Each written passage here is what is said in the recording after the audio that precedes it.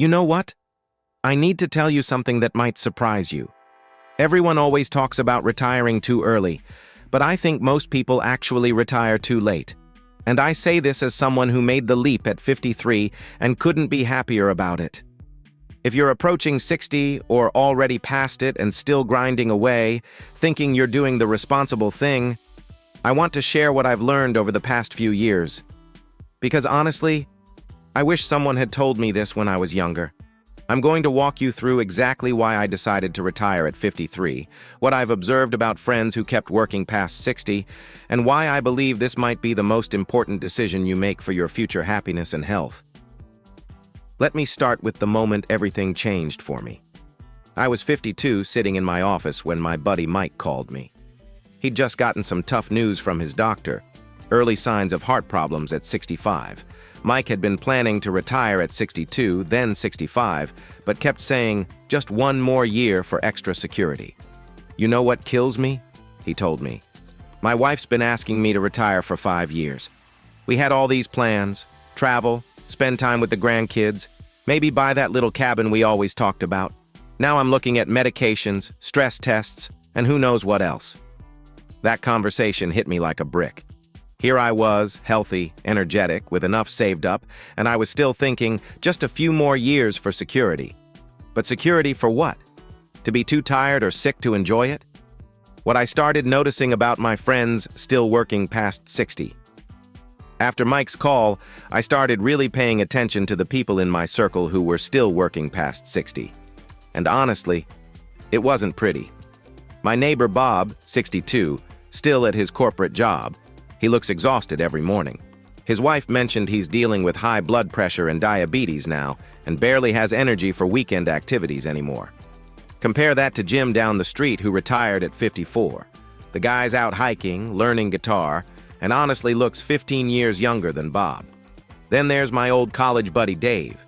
He kept saying he'd retire at 62, then 65, now he's 67 and still going. His health isn't great. His marriage is strained because he's always stressed about work, and he missed most of his grandkids' childhood because he was always too busy.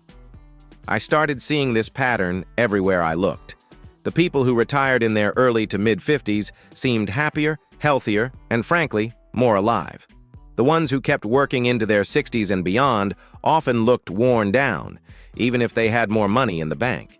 Speaking of money, that's when I decided to really look at our finances. The money math that surprised me. My wife and I sat down one evening and really crunched the numbers. And you know what we discovered? We didn't need nearly as much as we thought. Here's the thing. When you retire in your 50s, you're not retired for 40 years like everyone assumes.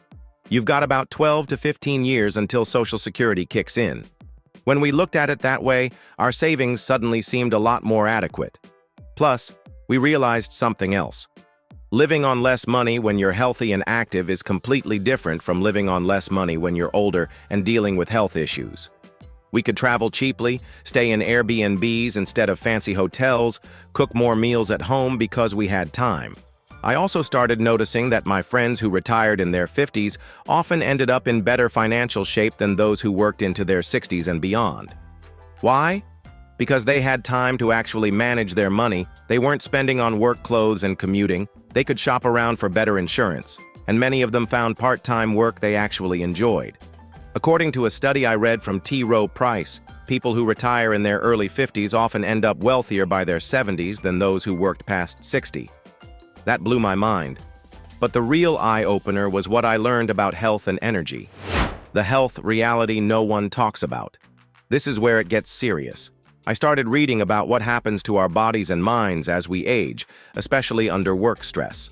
The research from Stanford shows that after 60, high-stress work environments really start taking a toll on our health in ways that are hard to reverse. But I didn't need research to see it.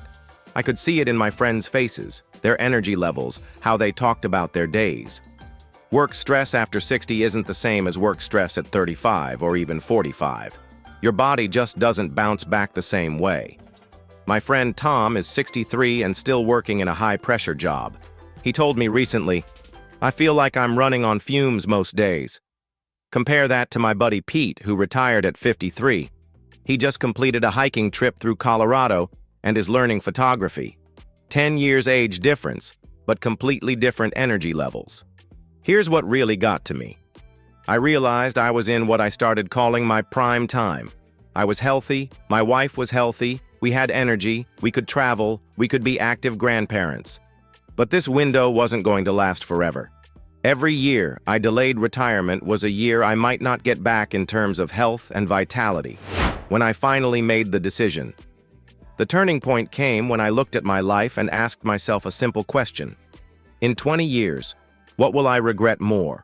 Leaving work a few years, early, or missing out on these healthy, active years? The answer was obvious. I'd been so focused on accumulating more security that I was missing the point. Security isn't just about money. It's about having good years to enjoy that money. And those good years don't wait for your retirement account to hit some magic number. My wife and I decided to run a little experiment. We tried living on our retirement budget for 3 months while I was still working. You know what? It was totally doable. We ate out less, found free entertainment, and actually enjoyed the simpler lifestyle. That experiment gave us the confidence to take the leap. What retiring at 53 actually looks like. Now I'm going to be honest with you. The first few months were tough. Not financially, but mentally. I'd been defined by my work for so long that I had to figure out who I was without it. But you know what? That identity crisis was the best thing that happened to me. I discovered parts of myself I'd forgotten about. I started woodworking again, something I hadn't done since my 20s. I volunteered at the local food bank and found it more rewarding than most of my corporate achievements. My wife and I travel now, but not the expensive kind. We do road trips, visit national parks, stay with friends in different cities. We're active grandparents. I never miss a soccer game or school play. We have time for friendships, for long conversations, for reading books. Here's the thing that surprised me most. I don't miss the money I would have made by working longer. Because what I gained, time, health, relationships, peace of mind, you can't put a price on that. What I've learned about the sweet spot. Through my own experience and watching friends, I've noticed there's kind of a sweet spot for retirement timing. It seems to be somewhere between 52 and 60 for most people, assuming you've saved adequately. Before 52, most people haven't saved enough to feel comfortable. After 60, you start running into more health issues, less energy, and honestly, it becomes harder to adapt to retirement life. But that 52 to 60 window? That's when you still have energy, health, and enough working years behind you to have built some financial security. It's when retirement can be an adventure, not just a retreat from work. Of course, everyone's situation is different, but if you're approaching 60 or already past it, healthy, and have been saving for retirement, you might be closer to ready than you think. If you're on the fence. Let me share a few things that might help if you're struggling with this decision like I was. First, try living on your retirement budget for a few months while you're still working. See how it feels. You might be surprised at how comfortable it is.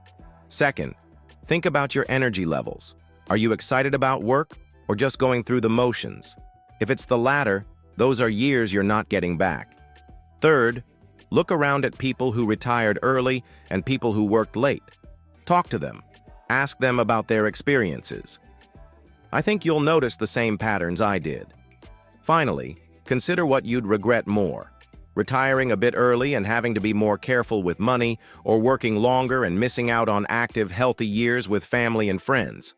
For me, that last question made the decision easy. Here's what I want you to know. Retiring at 53 was scary, but it was the best decision I ever made.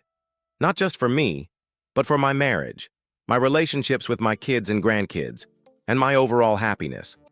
I'm not saying everyone should retire at 53, but I am saying that if you're approaching or past 60 and still working primarily because you think you should, it might be time to question that assumption.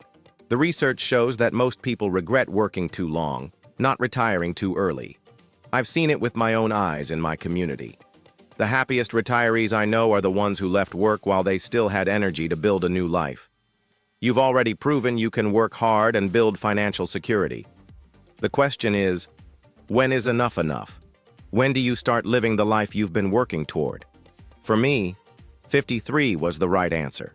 For you, it might be 57 or 60, or whenever you feel ready.